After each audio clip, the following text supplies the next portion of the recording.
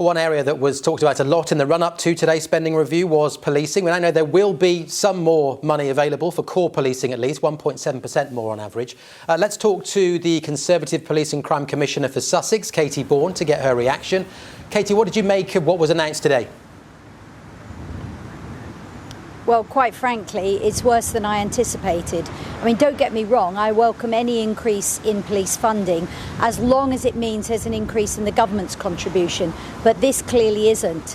What this is predicated on is me actually raising local taxpayers' money to pay for it all. And that, I think, is just wrong.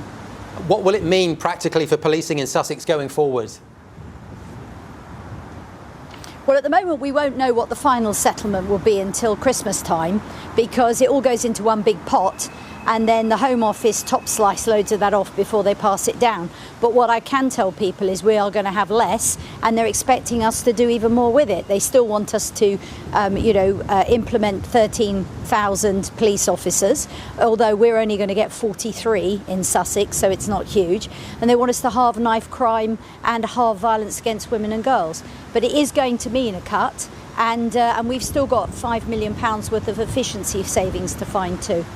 So what do you think that means in terms of Labour's pledge to restore neighbourhood policing? Well, I mean, I suppose I should have known what to expect from a government that's performed so many U-turns recently. It often feels like we've got Mr. Bean at the wheel and Mrs. Magoo as the navigator. But what it means for me in Sussex, when most of the budget is predicated on people, it's going to be very hard to find savings without making some serious cuts elsewhere. Although in terms of context, you have to kind of admit that it was the Conservative Party who presided over huge cuts to police numbers between 2010 and 2019. We've been trying to run in to catch up ever since then, haven't we? No, in fact, the last government actually put extra funding into policing. So they didn't predicate it on me having to raise taxes for local people.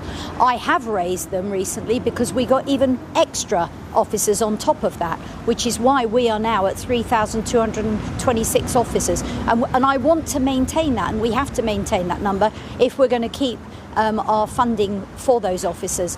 But unfortunately, this is going to make things really difficult. We're going to have to look to see where we can find further savings, because I really don't want to raise local taxpayers' money to pay for this.